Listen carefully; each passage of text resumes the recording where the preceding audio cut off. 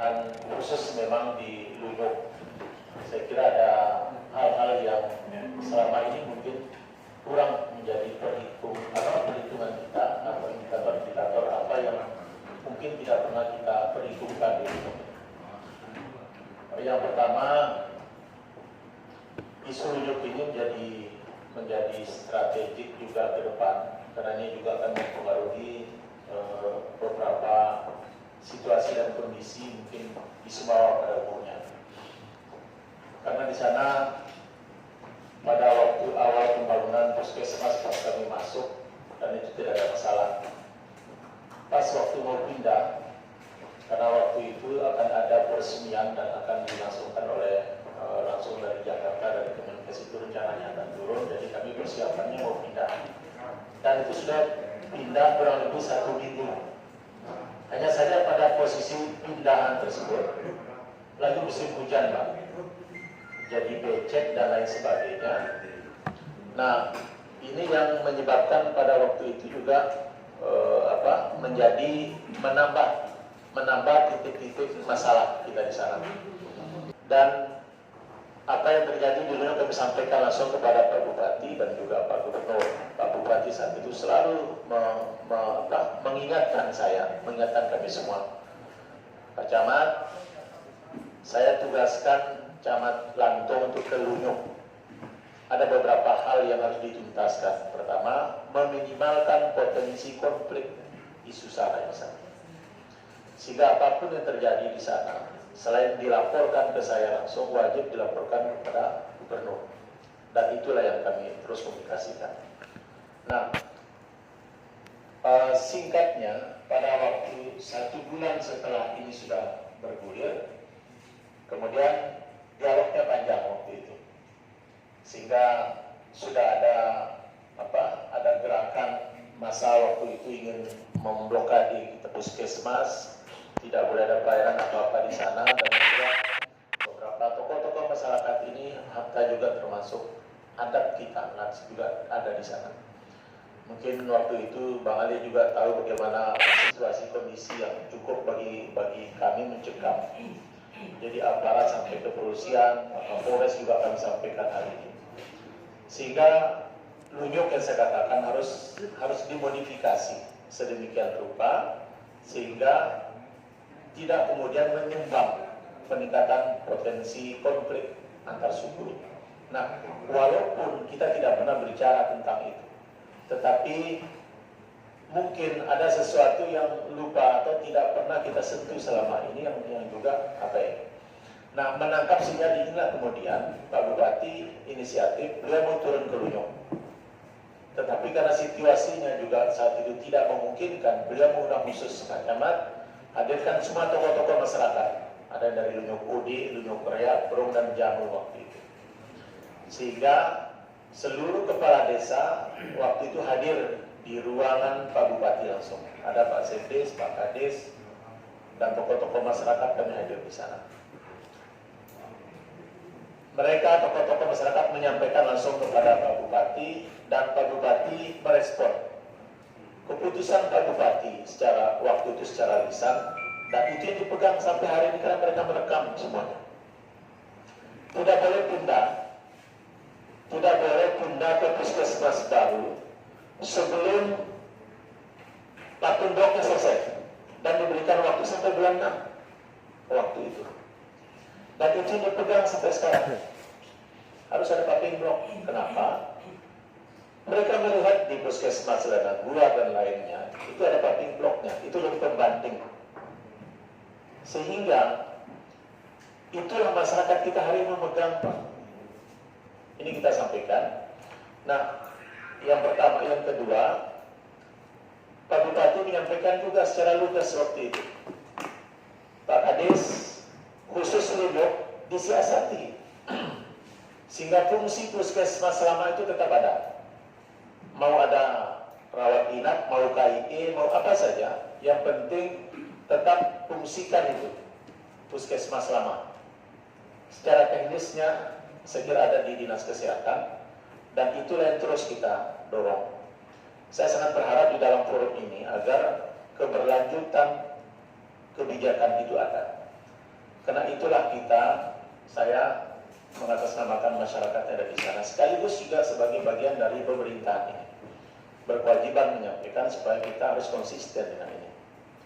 Sekali ibaratnya semangat itu bolak keranti, karena itu sudah dicetuskan dan diputuskan di dalam ruangan itu sehingga aman.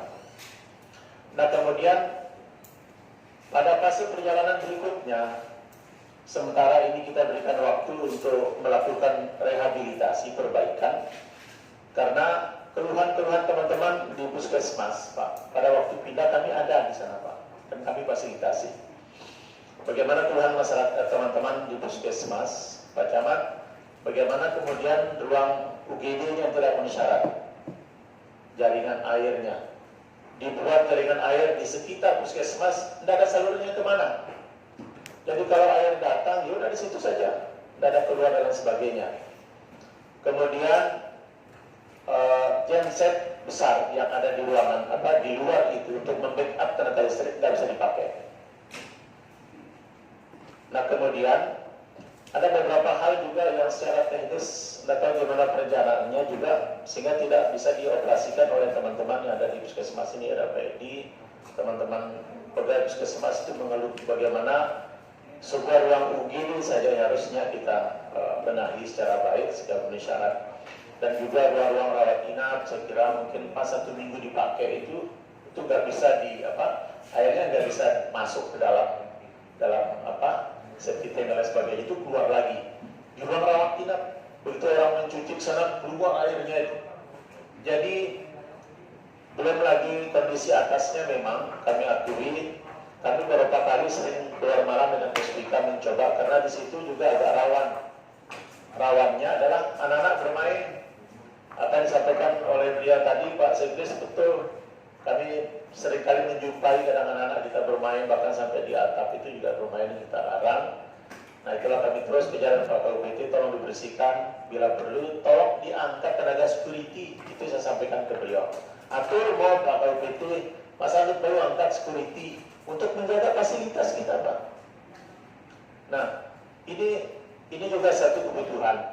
Nah pas kemarin karena puncaknya COVID kita kemarin itu, pas ada orang meninggal, ada 2 pasien yang meninggal, kemudian di puskesmas juga ada yang masuk full.